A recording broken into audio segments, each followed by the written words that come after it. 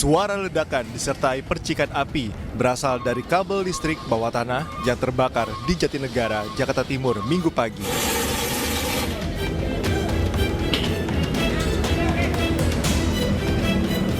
Api sempat mengecil, namun tiba-tiba percikan api membesar.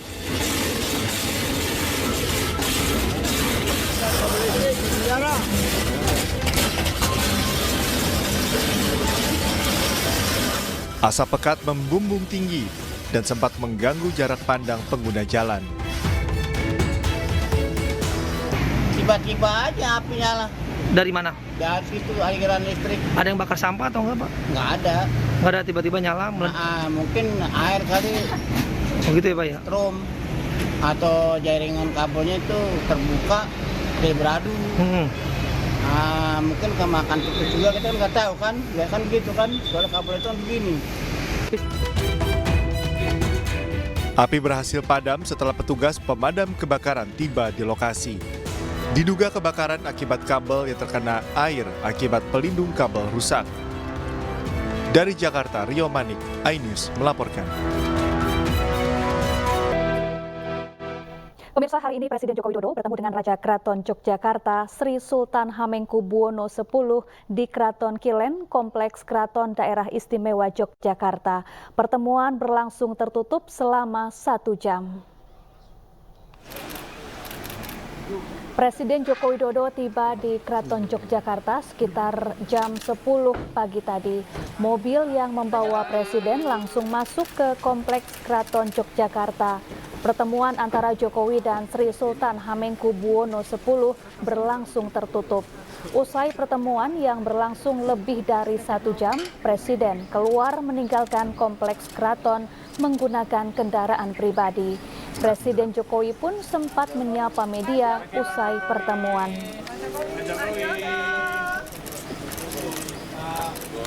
Kunjung ke keraton, ini kan memang sudah hal yang biasa. Kalau beliau sedang di Jogja dan ada waktu, biasanya memang bersilaturahmi kepada ngaso dalem begitu. Tadi kurang. Kita beralih ke informasi Piala Asia. Pemirsa, dipastikan lolos ke 16 besar Piala Asia, Timnas Indonesia langsung menggelar latihan keras. Jelang melawan Australia, Jordi Amat mengajak seluruh pemain mati-matian berjuang di lapangan.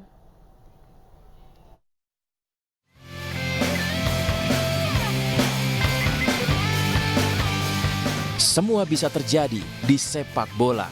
Siapa yang menyangka tim dengan peringkat terendah 146 FIFA di gelaran Piala Asia dan memiliki skuad termuda bisa lolos 16 besar Piala Asia 2023. Dari awal misi yang seolah mustahil telah ditabrak skuad asuhan Sinteyong. Indonesia mampu mencetak gol saat melawan Irak dan Jepang, bahkan menang dari Vietnam.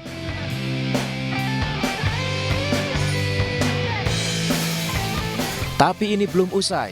Indonesia menatap laga melawan Australia. Latihan keras langsung dijalankan dan tidak ada kata menyerah. Menang adalah harga mati. Today we die for each other. Yeah. I die for you. You die for me. We die inside there. We give everything. Sama-sama satu tim, all together all the time.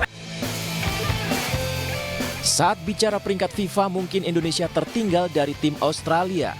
Tapi kalau bicara kerja keras pantang menyerah, timnas Indonesia tidak akan pernah kalah. Indonesia siap mencetak rekor selanjutnya. Indonesia menghadapi lawan berat di 16 besar Piala Asia 2023. Skuad Merah Putih akan berhadapan dengan Australia, di mana Indonesia baru sekali meraih kemenangan sepanjang 18 kali pertemuan.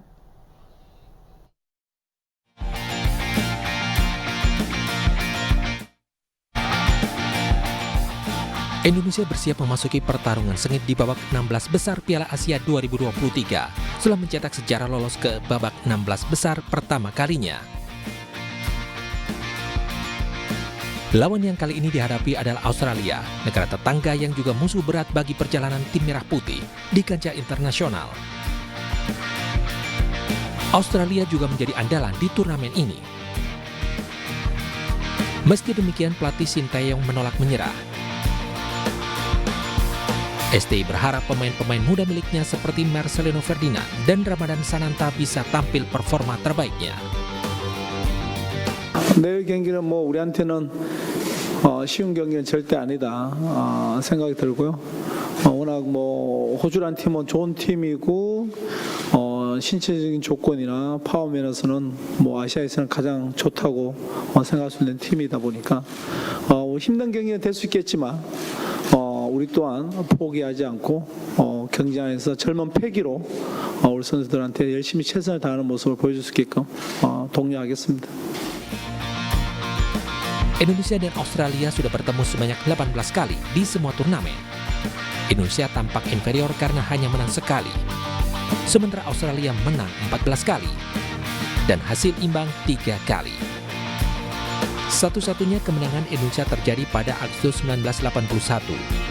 Saat itu Indonesia menang 1-0 atas Australia di laga kualifikasi Piala Dunia 1982. Pertemuan terakhir Indonesia dengan Australia terjadi pada 2010 lalu, di mana kedua tim menjalani laga kualifikasi Piala Asia. Saat itu Australia menang 1-0. Sementara itu Australia tak mau menganggap remeh Indonesia. Menghadapi Indonesia adalah tantangan baru bagi skuad Sokro saat ini. Karena terakhir kali Australia hadapi Indonesia, skuad yang sekarang belum ada yang terlibat. Mengandalkan pemain yang berlaga di Liga Eropa seperti bek Leicester City, Harry Souttar, dan kiper AZ Alkmaar, Matteo Ryan, Australia berharap bisa melewati Indonesia untuk melaju ke babak selanjutnya. Ya, pemain tim nasional Indonesia Pratama Arhan mengucapkan syukur karena bisa lolos babak 16 besar Piala Asia. Ia bersama pemain timnas lainnya bertekad memberikan yang terbaik melawan Australia. Syukur karena emang ini sejarah buat kami Indonesia masuk 16 besar. Tentu perasaan saya sangat senang bisa lolos ke 16 besar ini. Dan persiapan saya pun juga sudah sangat siap untuk menghadapi pertandingan nanti. Pemain pun juga sudah sangat siap dan official pelatih pun juga sudah menjadi satu untuk pertandingan nanti. Tentunya kami akan melakukan yang terbaik untuk pertandingan nanti dan saya kalau dikasih kepercayaan sama Coach Shin pasti saya kasih yang terbaik di pertandingan nanti.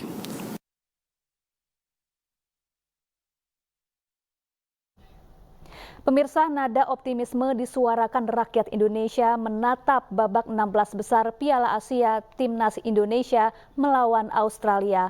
Meski secara peringkat FIFA terpaut jauh, Indonesia optimis bisa meraih kemenangan. Pertandingan lawan Australia ini, seberapa optimis bisa menang Indonesia lawan Australia? Ya optimis aja sih, mudah-mudahan sih bisa menang melawan Australia. Berharap sih semoga bisa menang ya ke babak selanjutnya gitu. Bakal berat sih, bakal susah lah, cuman optimis menang. Optimis menang ya? Skornya prediksi skor 2-1 lah buat Indonesia. Semoga menang lah, menang. Ya 2-1 lah, ikut bangga sih. Ya walaupun beruntung ya, tapi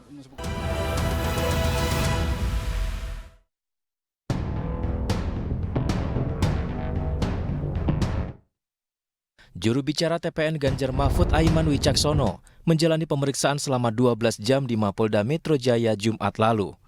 Aiman diperiksa sebagai saksi terkait ucapannya yang menyebut ada dugaan aparat tidak netral dalam pemilu 2024. Aiman bersama sejumlah advokat dan relawan Ganjar Mahfud mempertanyakan atas kasus yang menjeratnya. Sebab kritik dilontarkan untuk perbaikan institusi Polri di tengah krisis kepercayaan terhadap netralitas aparat dalam pemilu. Aiman menambahkan tak hanya ia yang menyampaikan kritik, sejumlah media massa juga menyampaikan kritik serupa terkait netralitas Polri. Demokrasi harus tetap tumbuh di pemilu yang netralitas menjadi isu yang sampai detik ini terus menjadi hal kekhawatiran. Dan ketika saya menyampaikan kekhawatiran itu, mengingatkan, mengkritisi, maka apa yang saya dapatkan adalah proses yang berujung pada pidana.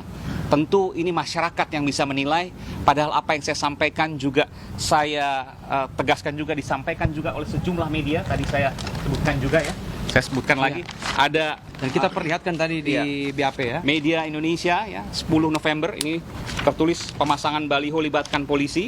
Ya. 10 November ya. Ini. Kemudian ada juga majalah Tempo dan juga podcast Bocor Alus Tempo ya, tanggal 2 Desember 2023. Lalu kemudian majalah Tempo ini, Bayangkara Berburu Suara misalnya. Ini juga ditulis oleh media-media ini. Dan apa yang saya sampaikan itu persis dan bahkan lebih detail disampaikan oleh media-media ini. Pertanyaannya, apakah media-media ini menyampaikan berita bohong? Jawabannya tentu tidak. Lalu kenapa saya diproses pidana? Ini pertanyaan yang besar yang jawabannya saya serahkan kepada publik.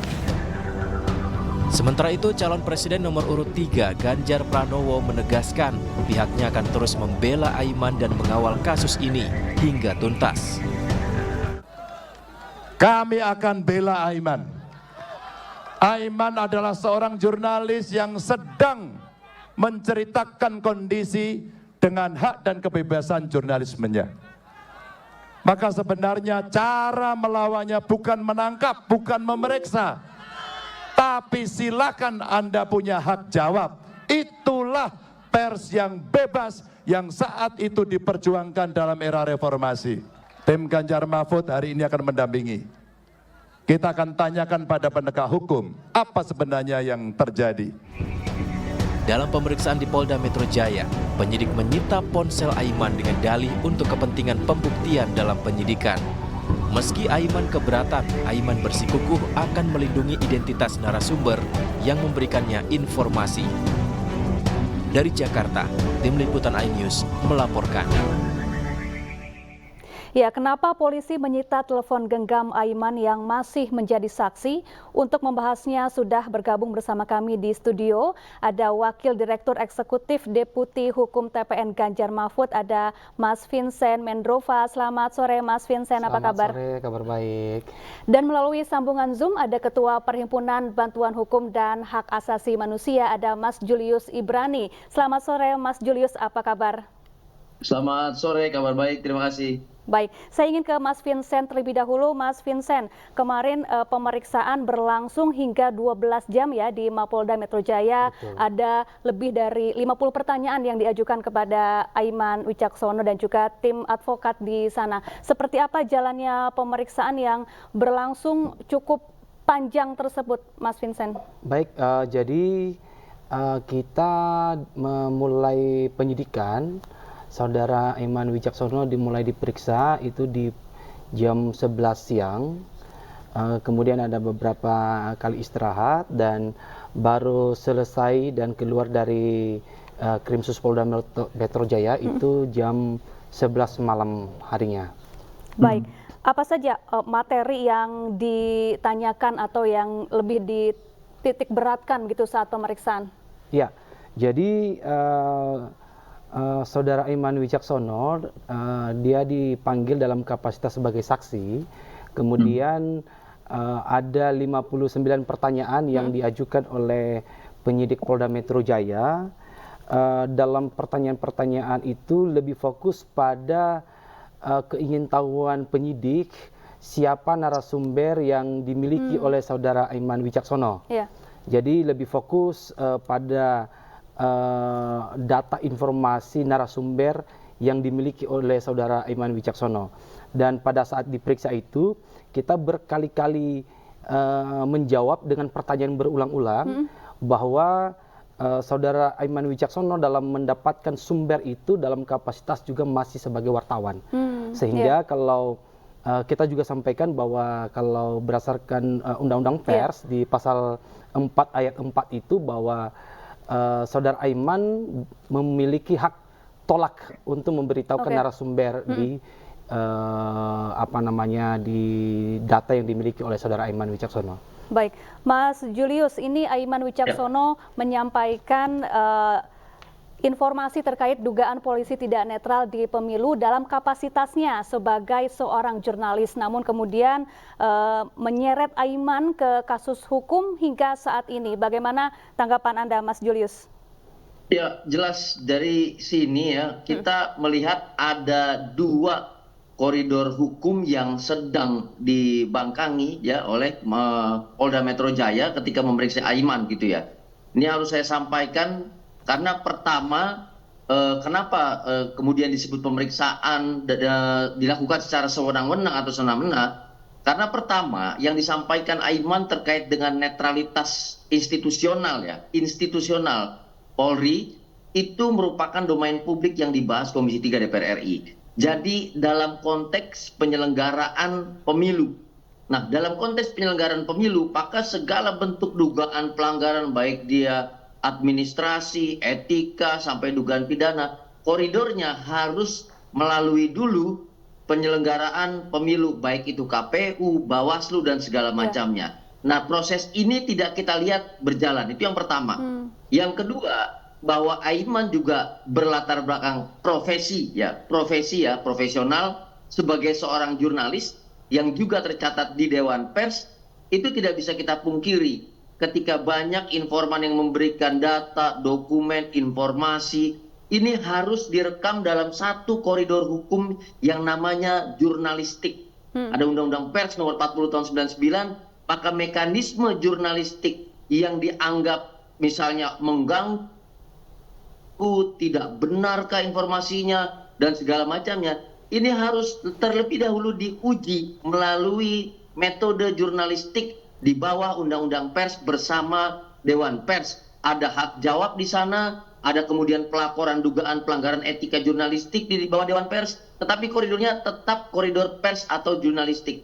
Nah, ketika dia masuk ke dalam pidana tanpa melalui dua koridor ini, baik pemilu ataupun jurnalistik, kita melihat ada sebuah kepentingan yang lain, gitu. Sehingga publik berasumsi ini semena-mena, ini sewenang-wenang, dan ini adalah bentuk kriminalisasi. Itu kesimpulan di awal, tapi yang menurut saya yang lebih berbahaya adalah justru ya.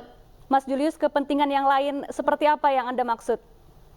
Nah, ini dia, saya mau mengantarkan kepada situ. Jadi ketika dua koridor hukum ini yang secara undang-undang diatur dengan kaku, dengan rigid gitu ya, tanpa ada kebolehan untuk dikesampingkan gitu ya.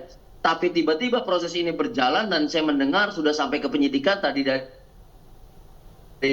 Bung Vincent, dan bahkan sudah ada penyitaan HP. Kami justru mendengar ini jangan-jangan ya memang terjadi problem struktural di internal Polri, sehingga ada yang dikhawatirkan misalnya 1-2 komando mengenai pelanggaran terhadap netralitas Polri itu sendiri sebagaimana pemberitaan. Nah, jangan-jangan arahnya malah ke sana, sehingga apa yang tersimpan di dalam HP Aiman, informasi yang diberikan oleh publik atau bahkan oleh internal Polri dalam konteks whistleblower, ini harus ditutup.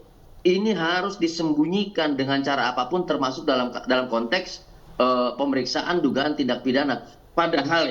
Padahal publik sempat jatuh di kasus Sambo dan kemudian memberikan apresiasi dan kepercayaan tertinggi kepada Polri kembali ketika kita mengenal satu nama yang namanya Baradae, yang berani membuka cerita, berani menjadi tanda kutip seperti whistleblower, yang kemudian membenahi institusi Polri itu sendiri, termasuk memperbaiki citra Polri yang sempat terjatuh. Nah, harusnya kalau memang yang dikhawatirkan adalah adanya informan-informan dari internal Polri, adanya orang-orang yang tanda kutip melawan struktur komando dan segala macam untuk menyembunyikan dugaan-dugaan pelanggaran netralitas seperti ini, dia harus dianggap sebagai satu titik kunci perbaikan institusional Polri.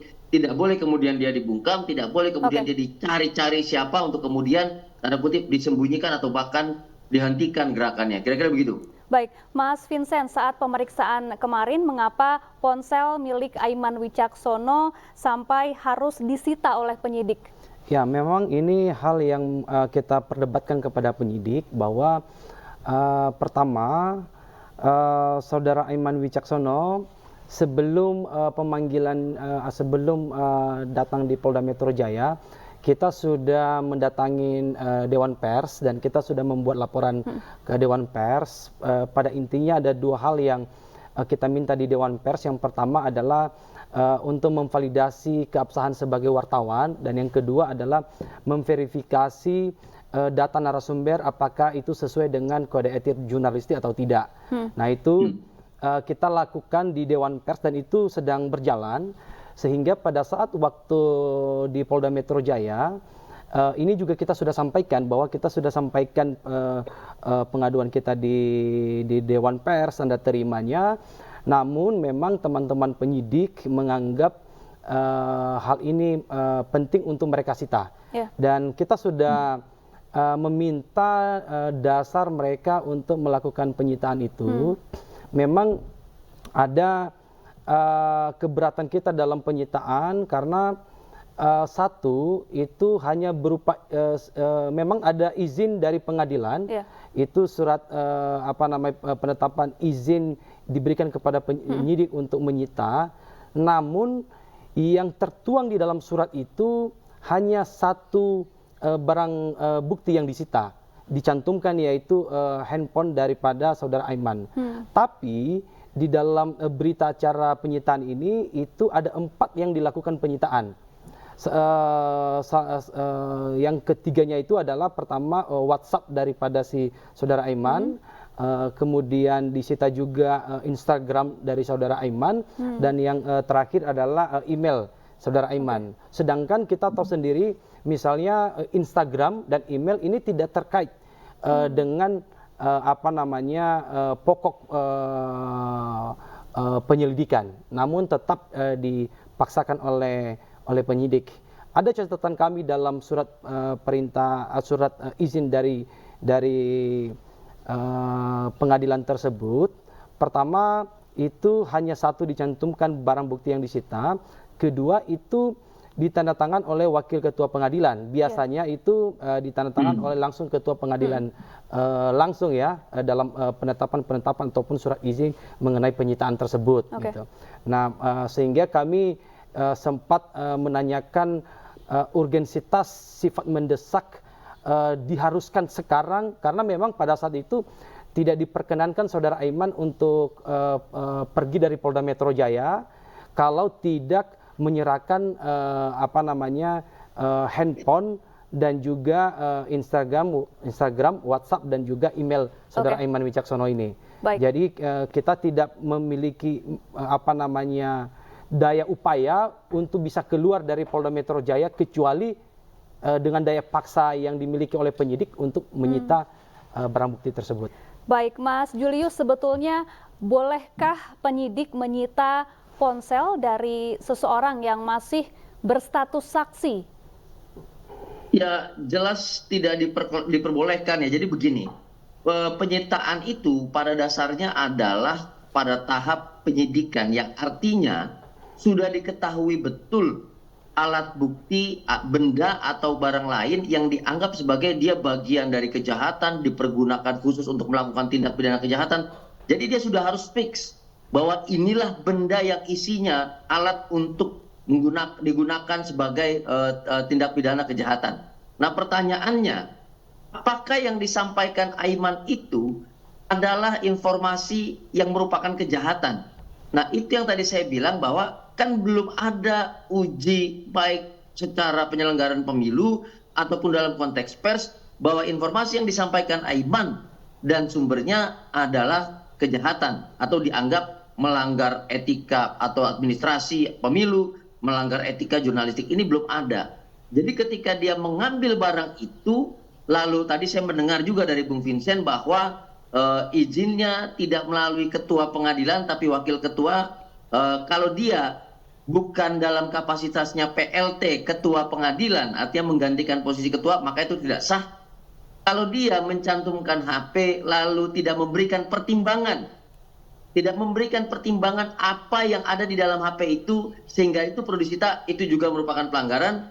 Kalau dia tidak mencantumkan barang-barang lain lalu kemudian diambil barang-barang itu yang tidak tercantum di dalam surat perintah penyitaan, maka itu juga pelanggaran. Makanya saya katakan dari awal ini kan seperti mencari-cari kemudian apa kesalahan yang bisa diambil, gitu.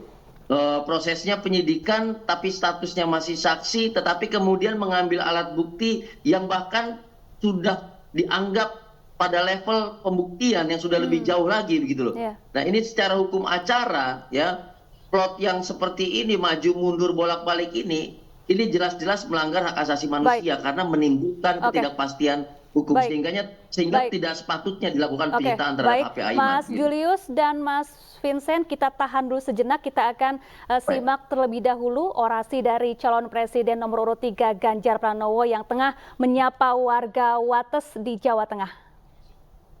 Lili, wah ini datang dari Magelang, datang ke Jogja. Bu, mana pilihannya, sekolah gratis atau makan gratis?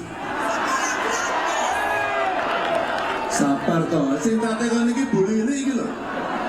Saya mau tanya Bu Lili, kenapa pilihannya sekolah gratis tidak makan gratis? Pendidikan menentukan masa depan anak, Pak. Pendidikan menentukan masa depan anak. Itu adalah masa depan anak-anak bangsa. Dan yang di sana, Bu, teman-teman seperjuangan kami. Ada dari caleg, DPR RI, DPRD Provinsi, dari partai-partai yang nanti berkumpul semuanya, PDI Perjuangan, P3, Hanura, Perindo komplit, dan para relawan. Kita minta tepuk tangan dukungannya. Ada juga, ada budayawan di sini. Mas Butet, nggak jadi. Aja. Mas Butet, seorang budayawan, seorang seniman yang ternyata untuk manggung saja tidak gampang. Mas Butet pernah cerita kepada saya bahwa undangan-undangan manggungnya di-review. Boleh manggung tapi nggak boleh ngomong politik, begitu katanya. Maka manggungnya gagal dan kemarin panggungnya dipindah di Jogja. Kebetulan karena saya, Pak Mahfud juga sekolah di sini, kami nonton panggungnya. Dan memang nyebelin. Karena isinya memang ngeritik tok. Tapi itulah dinamika agar penguasa selalu diingatkan, agar penguasa bisa mengasah rasa sehingga menjadi peka dan akhirnya tidak pekok. Dengan seni, dengan budaya, dengan kepekaan yang kita miliki, maka insya Allah kita tidak menjadi Maka sekolah gratis betul menjadi cita-cita kita semuanya. Saya berasal dari orang tidak mampu, waktu sekolah juga ngutang, bahkan pernah terlibat rentenir untuk membayar kuliah. Orang tua saya berjuang bagaimana anaknya. Itulah kenapa 12 tahun minimal harus gratis. Kalau sudah gratis seperti Bu Lili tadi, mereka yang dari keluarga miskin, saya pengen pendidikanlah yang akan merubah nasib keluarganya. Maka satu keluarga miskin, satu sarjana. Itulah yang kemudian diharapkan nantinya mereka akan menjadi anak-anak hebat yang membantu keluarganya, membantu orang tuanya, karena pasti mereka punya budi pekerti yang luhur. Hai, ini ada anak yang menyampaikan ke saya harus minta maaf karena saya tidak punya penterjemah. Ini kelompok tuli, saya mau sapa dulu.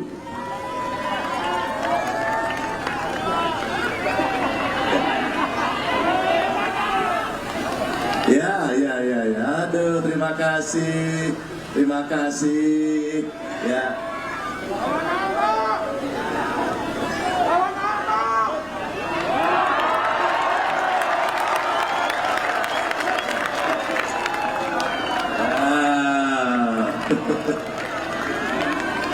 Ya. Termasuk teman-teman penyandang disabilitas inilah Bapak Ibu yang perlu mendapatkan perhatian. Karena setiap kali kita menyiapkan rancangan pembangunan, maka seringkali ada yang tertinggal. Siapa mereka? kelompok perempuan sering tertinggal, anak-anak sering tertinggal, lanjut usia sering tertinggal. Wabil khusus adalah kawan-kawan penyandang disabilitas. Maka marilah kita perhatikan agar kesetaraan itu ada termasuk dalam pendidikan. Bapak Ibu teman-teman, saya tidak akan berbincang panjang lebar. Dan tentu saja semua mimpi itu insya Allah saya dan Pak Mahfud mencoba membangun komitmen. Kita mendengarkan masyarakat sipil, mendengarkan panjenengan semuanya, agar bisa memberikan catatan-catatan yang kelak kemudian hari ini akan bisa memperbaiki nasib kita semuanya. Terima kasih atas dukungannya, mohon doanya, mohon dukungannya, agar pemilu di 14 Februari Anda punya pikiran, punya perasaan, punya referensi untuk memilih. Pertanyaannya, mau milih nomor berapa? Kita sing ngomong memang 17 kok. Saya pengen mendengar, mau pilih nomor berapa? Saya pengen lihat tangan tiganya ke atas, pilih nomor berapa? Terima kasih Bapak Ibu teman-teman. Mudah-mudahan kita akan bisa membawa demokrasi kita dengan baik, dan tidak ada satupun dari rakyat Indonesia takut menentukan pilihannya, karena mereka adalah rakyat yang tidak takut ditindas. Sudah siap? Terima kasih. Oh, ada buku saya. Mudah-mudahan bisa dibaca. Terima kasih, salam untuk keluarga. Wassalamualaikum warahmatullahi wabarakatuh. Warahmatullahi wabarakatuh. Pak Ganjar. Ya, itu dia tadi orasi yang disampaikan calon presiden nomor urut 3 Ganjar Pranowo di hadapan ribuan warga Wates, Jawa Tengah. Kita lanjutkan kembali dialog bersama Mas Vincent Mendrova dari TPN Ganjar Mahfud, dan juga ada Mas Julius Ibrani, Ketua PBHI. Mas Vincent, tadi Mas Julius mengatakan bahwa penyitaan ponsel seseorang yang masih berstatus saksi jelas melanggar hukum acara pidana. Kemudian apa langkah TPN Ganjar Mahfud ke depan? Ya, memang kita juga menyampaikan itu kepada penyidik ya, bahwa tadi kita mengatakan apa sifat urgensitasnya, sifat mendesak, karena status dari saudara Aiman ini masih dalam status sebagai saksi. Lagi pula ini sudah juga berproses di Dewan Pers. Ya, semestinya teman-teman penyidik itu tidak harus terburu-buru. Kalau dalam konteks menghilangkan barang bukti, kita tahu bahwa saudara Aiman punya rekam jejak yang sangat kredibel ya. Tidak mungkin saudara Aiman menghilangkan barang bukti tersebut. Lagi pula sejak penyelidikan sampai di tahap penyidikan ini, kita tetap kooperatif dan kita juga menjaga barang bukti itu. Dan melihat dari upaya paksa yang dilakukan oleh teman-teman penyidik Polda Metro Jaya, kita dari Kedeputian Hukum TPN Ganjar Mahfud, kita sedang menyiapkan ya, kita akan mengambil langkah hukum, yaitu melakukan pra-peradilan terhadap penyitaan barang bukti kepada saudara Aiman Wicaksono ini. Karena memang yang sangat kita khawatirkan, saudara Aiman selain wartawan sekarang juga posisi sebagai juru bicara TPN Ganjar Mahfud, dan banyak informasi-informasi yang sangat krusial di dalam WhatsApp tersebut ya. Apa jaminan dari teman-teman penyidik bahwa itu aman, tidak disalahgunakan dan tidak diakses gitu ya. Nah, ini juga yang sangat kita sayangkan sebetulnya, karena bukti percakapan kepada narasumber secara print out kita sudah kasih. Meskipun namanya itu memang kita hilangkan ya, tetapi bukti-bukti percakapan itu kita sudah kasih sebetulnya. Makanya kita sangat menyayangkan, karena pertama selain dari Mas Aiman sebagai wartawan memiliki hak tolak ya, menyampaikan narasumber ini, dan ini juga kita sedang berproses di Dewan Pers. Jadi melihat pertimbangan yang sangat krusial, ya, kita akan mengambil langkah hukum, kita akan memperadilankan, dan kita juga mempersoalkan bagaimana jaminan terhadap informasi yang di luar dari konteks kasus itu. Nah, ini sebetulnya kenapa kita menganggap ini sangat terburu-buru teman-teman penyidik dalam melakukan upaya penyitaan tersebut, apalagi status sebagai saksi. Baik Mas Julius, tadi Mas Vincent mengatakan ada kekhawatiran karena bisa saja informasi penting yang ada di dalam ponsel milik Aiman bisa diakses dengan mudah oleh penyidik. Ke depan sebaiknya apa yang dilakukan karena penyitaan sudah kadung dilakukan oleh penyidik terhadap ponsel milik Aiman Wicaksono?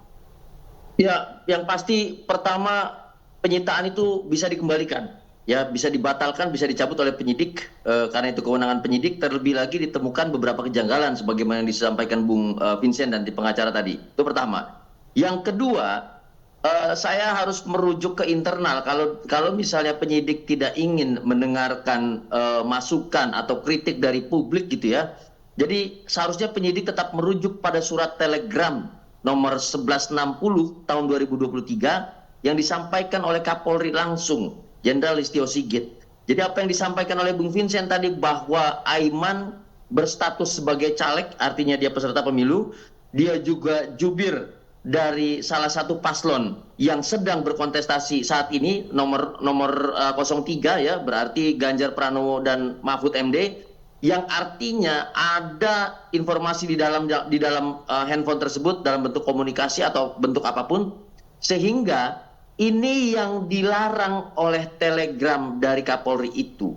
Jadi dia dianggap bisa mengganggu netralitas institusi Polri karena dianggap menurunkan elektabilitas atau bahkan mengganggu elektabilitas dari calon-calon tertentu yang berdampak pada kepercayaan publik terhadap institusi Polri melalui pemeriksaan terhadap Aiman. Bisa diduga sebagai bentuk intervensi, bisa diduga sebagai pelanggaran netralitas, karena tidak ada jaminan bahwa tidak ada informasi yang lain yang dibaca, yang ditransmisikan, yang diperiksa oleh penyidik selain daripada materi yang dilaporkan terhadap Aiman. Nah, ini jelas kami harus tegaskan berkali-kali.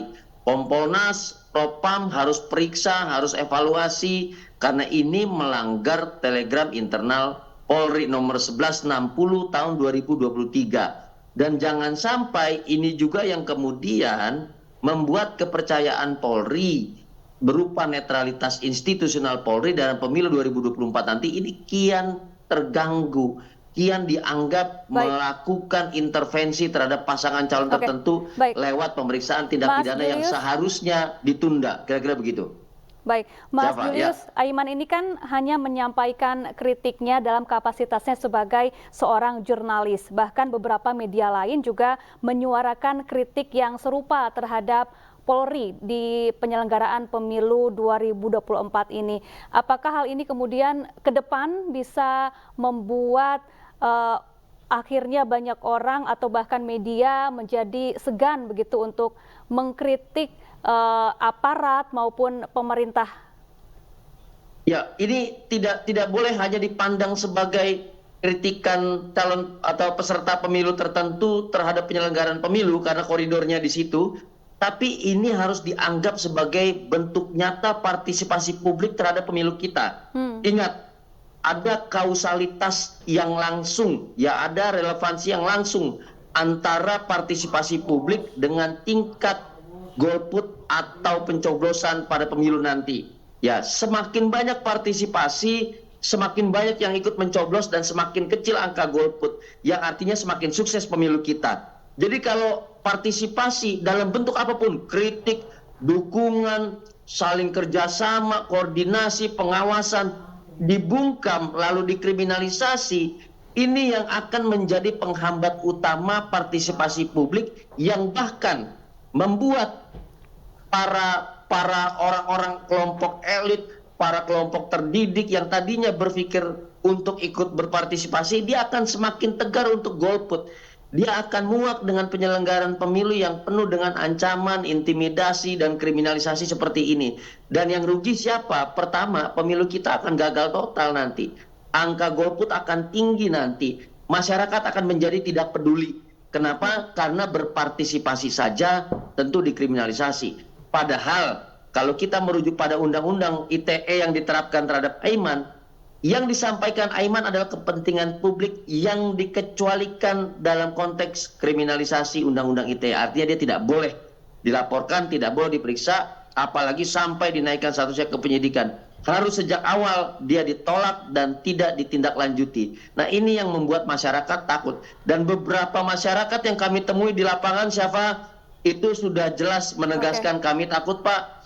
Kalau kami angkat di sosial media, kami sebarkan di WA grup, kalau ada pelanggaran pemilu, kami yang akan dikriminalisasi. Jadi lebih baik kami diam, lebih baik kami bungkam, lebih baik kami tidak usah ikut-ikutan pemilu. Nah, ini yang akan merusak pemilu kita yang seharusnya ramai dan bermartabat, gitu siapa?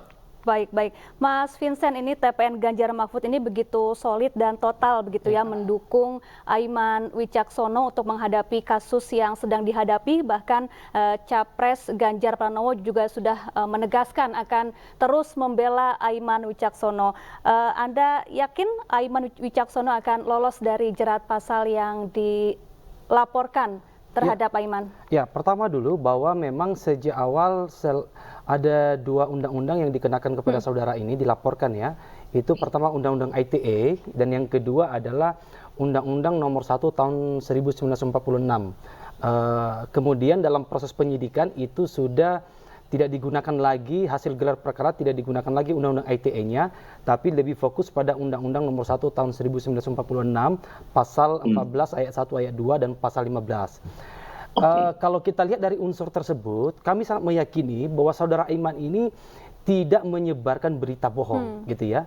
Karena memang kita sudah memberikan bukti-bukti, sekalipun tetap kita kedepankan junjung tinggi undang-undang pers juga, yaitu hak wartawan untuk tidak memberitahukan narasumbernya, karena ini ancaman serius bagi bukan hanya kepada saudara Aiman ya, tapi ini ancaman serius pada demokrasi kita, khususnya kepada profesi wartawan, profesi pers ya. Jadi ini yang sangat kita sayangkan, sehingga kami sangat meyakini betul bahwa saudara Aiman Wicaksono tidak melanggar hukum dalam menyampaikan informasi tersebut.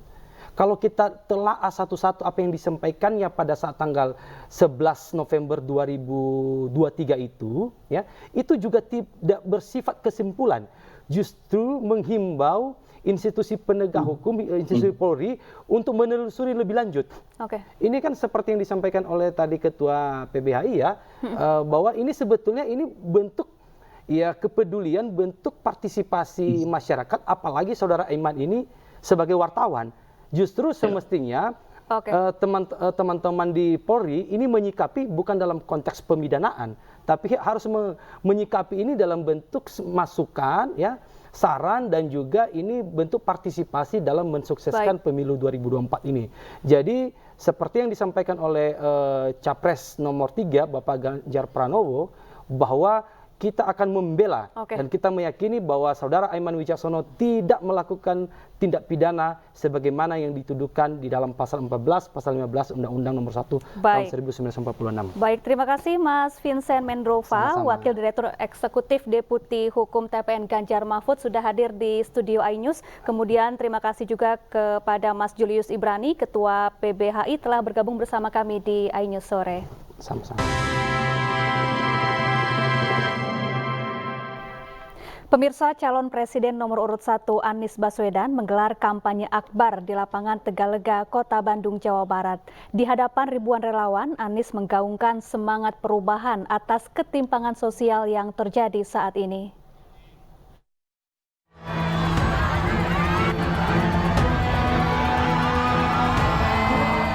Calon presiden nomor urut 1 Anies Baswedan menghadiri kampanye akbar di lapangan Tegalega, Kota Bandung, Jawa Barat. Dengan mengusung tema Saatnya Menang untuk Perubahan. Acara ini dihadiri petinggi parpol pengusung dan wakil presiden ke-10 dan ke-12 Republik Indonesia, Yusuf Kala. Dalam pidatonya, Anies menggaungkan semangat perubahan adil dan makmur dari ketimpangan sosial yang menurutnya terjadi di rezim pemerintahan saat ini, mulai dari tingginya harga bahan pokok, pupuk, BBM, dan biaya pendidikan yang mahal, serta menyulitkan masyarakat. Kita semua berkumpul di Bandung, menyamakan langkah kita untuk melakukan perubahan. kita akan menuju Indonesia adil makmur bagi semua. Kita tidak menginginkan ketimpangan dan ketidakadilan dibiarkan terus-menerus. Usai berkampanye di lapangan Tegalega, mantan Gubernur DKI Jakarta ini melanjutkan agendanya di Kota Bandung untuk bertemu relawan dan seniman. Dari Bandung, Jawa Barat, Billy Maulana Fikran, iNews melaporkan. Rangkaian gelaran hajatan rakyat calon presiden nomor urut 3 Ganjar Pranowo berlangsung di Medan, Sumatera Utara. Dalam kunjungannya kali ini, Ganjar berdiskusi hangat bersama Sultan Delhi dan warga Medan.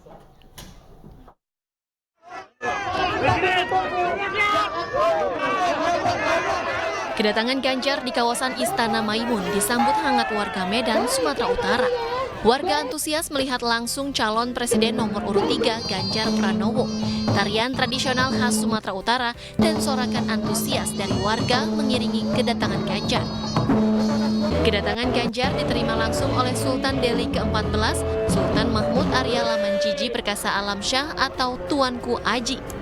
Ini isu-isu penting yang hari ini ada di Sumatera Utara, dan hari ini kita bisa silaturahmi bertemu Bapak Sultan yang sangat muda, sangat progresif, sangat open-minded begitu, dan saya senang bisa berdiskusi, tentu ini menjadi silaturahmi.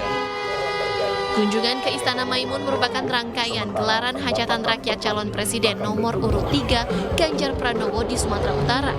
Sebelumnya Ganjar sempat berdiskusi dengan nelayan, pemilik perkebunan sawit hingga hadiri hajatan rakyat Astaka.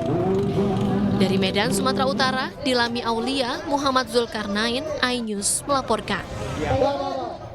Sementara itu, calon wakil presiden nomor urut 3 Mahfud MD menghadiri hajatan rakyat Ganjar Mahfud di Medan, Sumatera Utara. Ribuan pendukung yang memadati lapangan Astaka Pancing antusias menyambut kedatangan Mahfud MD. Riuh sorak-sorai ribuan pendukung menyambut kedatangan calon wakil presiden nomor urut 3 Mahfud MD di lapangan Astaka Pancing, Medan pagi tadi. Acara hajatan rakyat Ganjar Mahfud ini juga dimeriahkan oleh band Slang yang sebelumnya telah mendeklarasikan dukungan untuk Ganjar Mahfud. Dalam kesempatan ini, Mahfud berorasi di depan lautan pendukungnya terkait visi misi dan 21 program unggulan pasangan Ganjar Mahfud. Sejumlah pengurus partai politik pengusung dari PDI Perjuangan, Partai Perindo, P3 dan Hanura juga turut hadir dalam acara ini. Dan wakil presiden.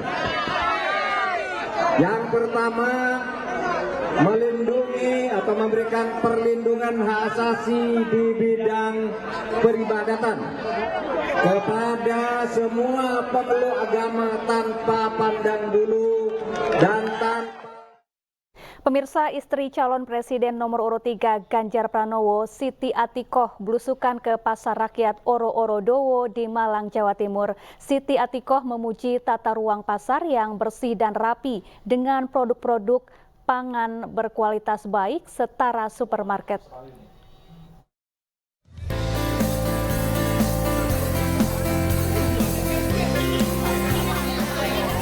Istri calon presiden nomor urut 3 Ganjar Pranowo, Siti Atikoh, mengunjungi Pasar Rakyat Oro-Oro Dowo di Malang, Jawa Timur. Siti Atikoh langsung disambut hangat warga dan pedagang. Ia ditemani sejumlah caleg DPR RI dari PDI Perjuangan, salah satunya Krisdayanti. Mereka menyapa dan berbincang bersama sejumlah pedagang dan menampung aspirasi. Siti Atikoh memuji tata ruang pasar yang bersih dan rapi. Selain itu, produk yang dijual pun merupakan kategori grade A atau berkualitas paling baik. Ia juga berbelanja sejumlah bahan pangan seperti bawang merah dan bawang putih. Bersih banget, jadi kayaknya aku pengen keliling di semua tempat. Terus barang-barang segar-segar, sudah di packing juga, tapi kelihatan banget kalau itu sudah mengalami penyortiran. Jadi yang dijual di sini kayaknya memang yang grade A ya, yang kualitas prima. Kemudian banyak juga, iya ada juga yang organik, hasil dari sayuran hidroponik. Dan banyak sekali sayuran-sayuran yang sehari-hari kita agak sulit ditemunya. Ya karena memang kan kalau daerah Malang Raya ya Batu, Malang, kemudian Kabupaten Malang terutama itu banyak sekali menghasilkan sayur-sayuran yang bermutu. Kalau keluh kesah sendiri ada nggak sih dari para pembeli ataupun pedagang? Tidak ada ya, kayaknya memang karena di sini barang-barangnya itu sudah mengalami penyelesaian dari masyarakat yang di sini sudah paham. Misalnya satu sayuran sudah di packing harganya 7.000, 8.000 gitu. Kalau dari Mbak Kade sendiri bagaimana Mbak melihat ini sebagai anggota dewan? Aku senang sekali karena kalau kita kan memang salah satu opsinya memang dalam hal pengawasan ya. Jadi terkait Badan Pengawas Obat dan Makanan, kita lihat makanan-makanan apakah ada pengawet dan sebagainya. Bahkan kita kadang ada beberapa dari Pemprov provinsi yang bawa mobil untuk tes langsung. Jadi itu jelas akan membuat keamanan dan juga kenyamanan pembeli ya untuk dapat memilih dan memilah belanjaan yang sehat. Setelah dari pasar, Siti Atikoh dan rombongan langsung menuju kawasan Car Free Day untuk mengikuti senam dan jalan pagi sekaligus menyapa masyarakat. Dari Malang, Jawa Timur, Giselia Nurrahma, Yudi Permana, iNews melaporkan. Calon Wakil Presiden nomor urut 2 Gibran Rakabuming Raka menghadiri hari ulang tahun Serikat Pekerja Seluruh Indonesia di Gelora Delta Sidoarjo, Jawa Timur. Gibran menjanjikan akan memperhatikan kesejahteraan kaum buruh.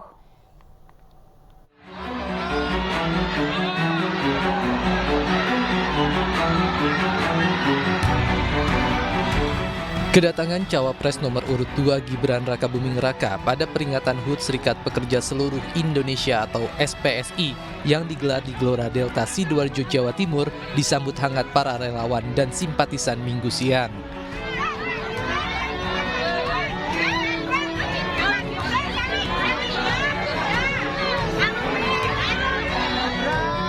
Gibran yang hadir mewakili Capres Prabowo Subianto menyapa ribuan pekerja dan buruh SPSI se-Jawa Timur, didampingi Gubernur Jawa Timur Khofifah Indar Parawansa, Bupati Sidoarjo Ahmad Muhdlor, dan sejumlah pengurus partai pengusung. Meski tidak ada agenda kampanye dalam kegiatan tersebut, namun dalam sambutannya di hadapan ribuan buruh, Gibran berjanji akan memperjuangkan kesejahteraan kaum buruh. Di antaranya masalah upah rendah, keselamatan kerja buruh, dan memprioritaskan beasiswa untuk anak buruh jika terpilih menjadi wakil presiden dalam pemilu 2024 mendatang. Dari Sidoarjo, Jawa Timur, Pramono Putra, iNews melaporkan. Menyambut Pesta Demokrasi 14 Februari nanti, 11 pimpinan organisasi masyarakat Hindu nasional mendeklarasikan seruan pemilu damai. Diharapkan masyarakat dapat menghormati dan menghargai segala bentuk perbedaan pilihan dan dukungan dengan menciptakan ruang musyawarah yang baik.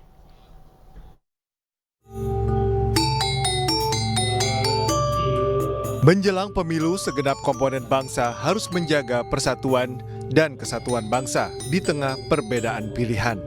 Dalam kesempatan tersebut, Ormas Hindu Nasional yang tergabung dalam Parisada Hindu Dharma Indonesia menggelar diskusi publik di Pura Widya Chandra, Cibubur, Jakarta Timur.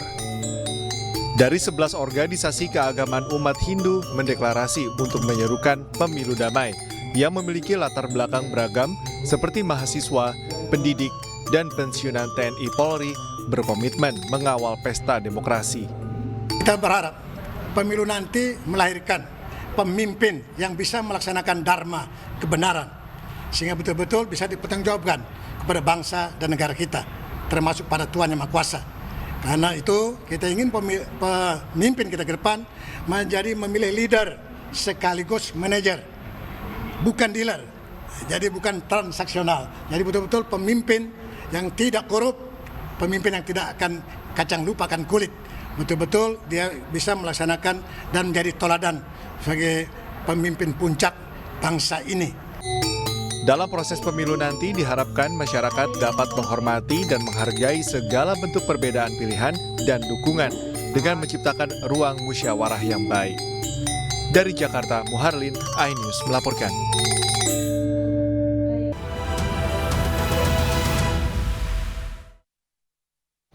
Anda kembali menyaksikan iNews Sore, kali ini bersama saya Fazilah Khairunisa. Pemirsa, Timnas Indonesia hari ini akan berlaga melawan Australia dalam babak 16 besar. Dan pemirsa, seperti apa keseruannya? Kami sudah terhubung dengan Effendi Ghazali yang berada di Doha, Qatar. Selamat sore Bang Effendi, waktu Jakarta. Bagaimana euforia di sana jelang laga nanti malam? Selamat sore waktu Doha, selamat malam waktu Jakarta. Saya sedang berada di antara Ultras Garuda. Mungkin akan ada sekitar 5.000 pendukung Garuda yang ada di Stadion Jassim bin Hamad ini. Semuanya punya semangat bahwa Indonesia bisa membuktikan sesuatu, bukan hanya 16 besar, tapi lebih maju dan lebih maju. Amin. Tapi ini kalau dilihat penontonnya juga pada pakai kostum. Kalau Bang Effendi pakai apa nih? Aksesoris apa di kepala, Bang? Ya, saya selalu dari Piala Dunia, ini mungkin wayang, mudah-mudahan saya tidak terbalik menggunakannya. Tapi Anda lihat, di sini semua itu ya, ada Bali.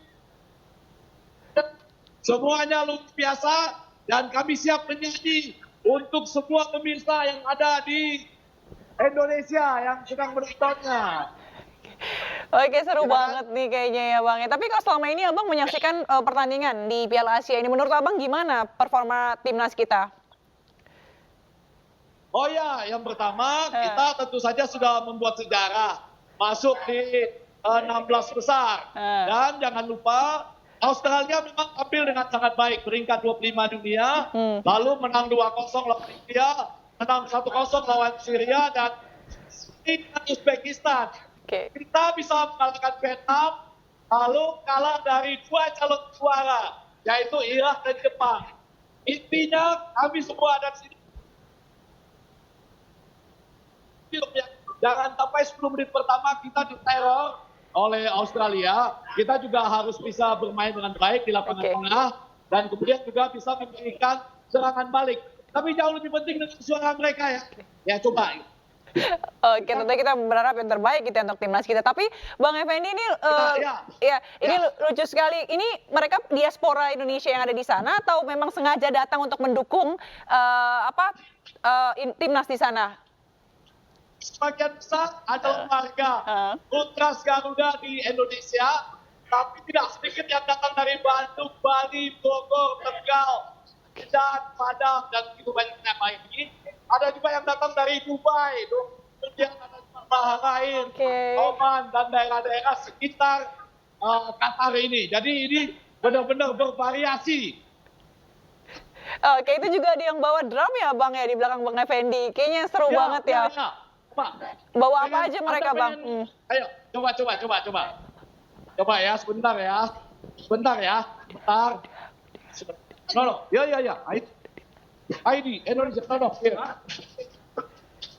Oke, ini Bang Effendi mau menunjukkan atribut barang-barang yang dibawa ya. Oke.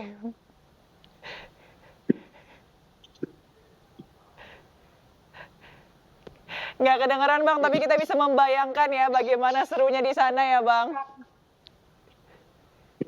Bentar ya, sebentar. Oke. Sebentar, yang mau ngomong. Oke, siap Bang, silakan. Bentar ya. Katakan suara ini. Baru udah sampai mati. Ya. Oke. Baik, ini seru sekali. Berarti ada 5.000 yang mendukung Indonesia. Tapi kalau Bang Effendi sendiri yakin Indonesia bakal menang lawan Australia malam nanti? Ya, yang pertama kita harus sadar bahwa Australia tim kuat.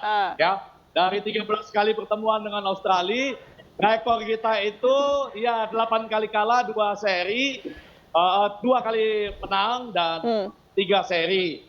Dan bahkan di pertemuan-pertemuan terakhir kita kalah.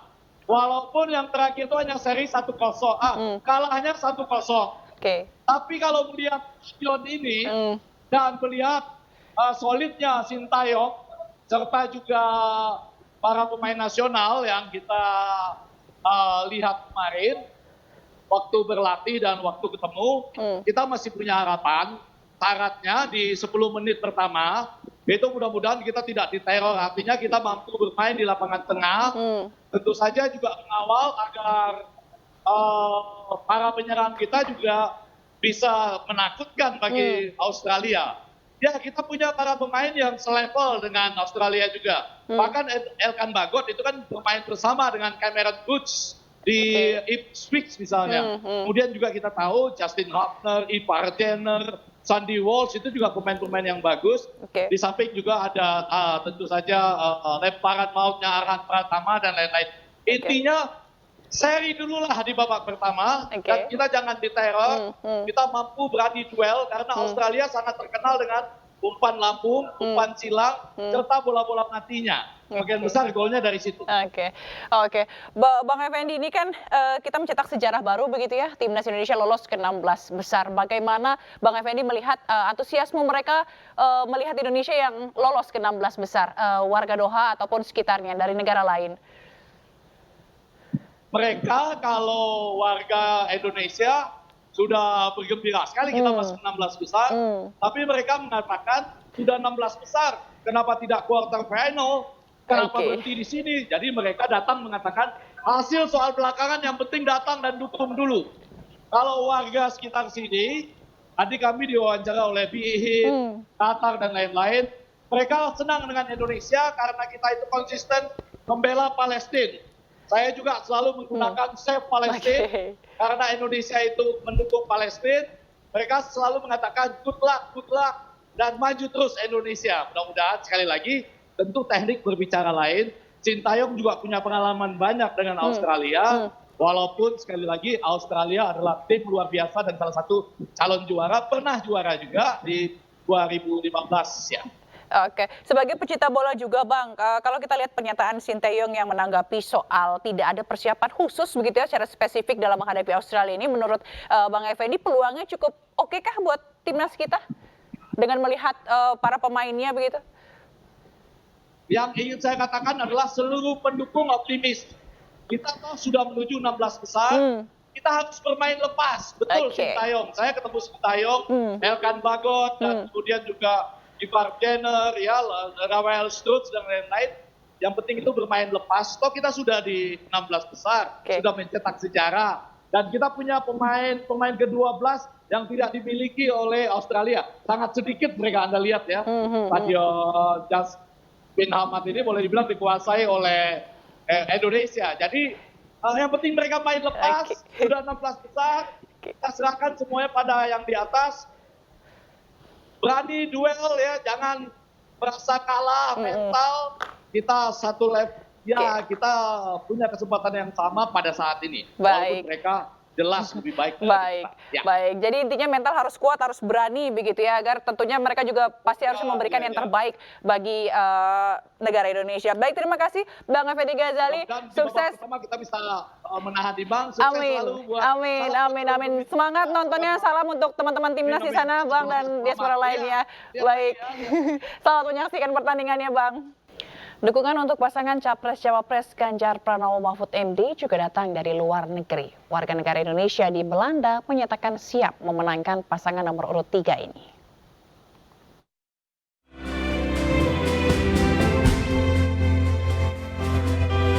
Dukungan untuk Ganjar Mahfud terus mengalir.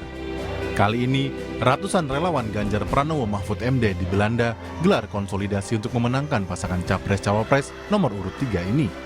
Ganjar juga berkesempatan menyapa para relawan secara daring dan memberikan semangat untuk menggunakan hak pilihnya pada pemilu 2024 mendatang.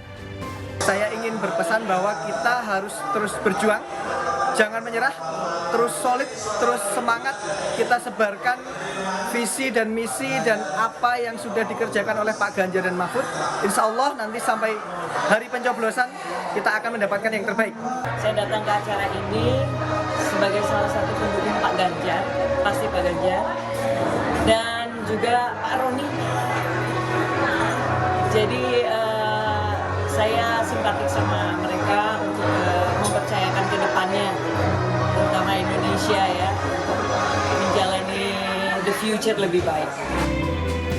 Para relawan di Belanda akan sosialisasikan visi misi Ganjar Mahfud dan optimis akan mendapatkan hasil yang terbaik di 14 Februari mendatang.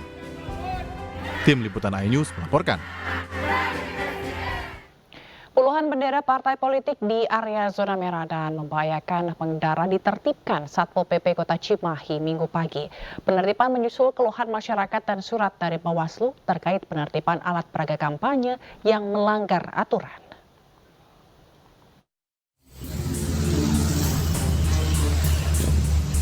Penertiban bendera partai politik dilakukan di sejumlah titik di Kota Cimahi, salah satunya di flyover Cimindi. Bendera partai politik terpasang di sepanjang pagar pembatas jembatan. Selain melakukan penurunan bendera parpol di area flyover, petugas menurunkan APK yang terpasang tidak sesuai tempatnya, terutama di tempat pendidikan dan tempat ibadah. Ini adalah yang sudah kesekian kalinya Bawaslu meminta untuk menurunkan APK yang ada di Kota Cimahi, terutama yang ada di flyover, karena di samping di flyover juga ada di tempat lain, terutama ada yang di tempat pendidikan, ada di tempat ibadah. Itu kami turunkan sesuai dengan surat permohonan dari Bawaslu untuk ditindaklanjuti segera. Jadi kami setiap melaksanakan tugas, melaksanakan penurunan untuk APK, kami selalu didampingi oleh. Selain penertiban di area zona merah dan membahayakan, kegiatan ini sekaligus menegakkan peraturan daerah terkait K3, ketertiban, kebersihan, dan keindahan lingkungan. Dari Cimahi, Jawa Barat, Yuwono Wahyu, iNews melaporkan. Pemirsa, Kemenparekraf terus membuka peluang berkolaborasi dengan sejumlah stakeholder di tanah air demi terciptanya lapangan kerja yang lebih luas bagi masyarakat. Kali ini, Menparekraf Sandiaga Uno menggandeng platform media sosial untuk mengembangkan UMKM pariwisata dan ekonomi kreatif sampai di pelosok Indonesia.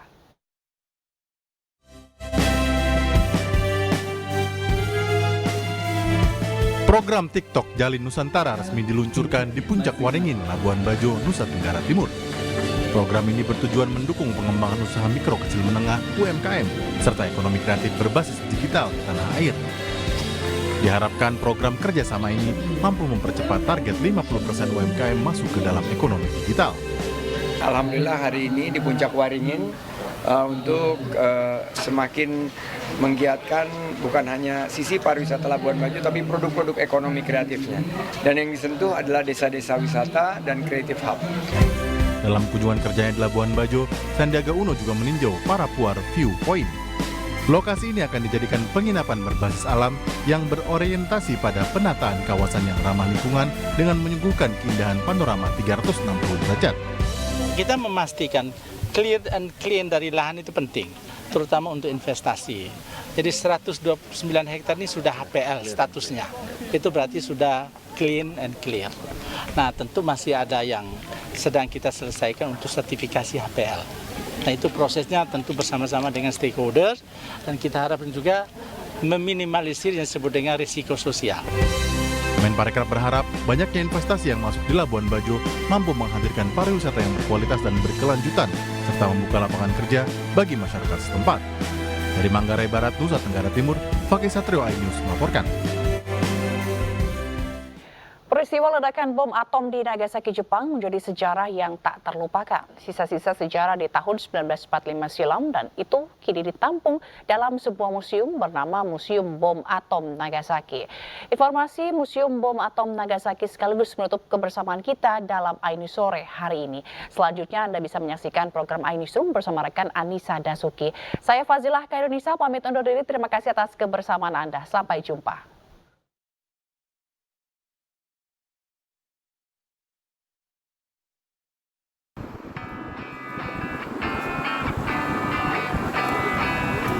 Nagasaki merupakan kota yang berada di provinsi atau prefektur Nagasaki, Jepang yang terkenal dengan peristiwa sejarah peledakan bom atom oleh Amerika Serikat di Perang Dunia II 9 Agustus 1945 silam.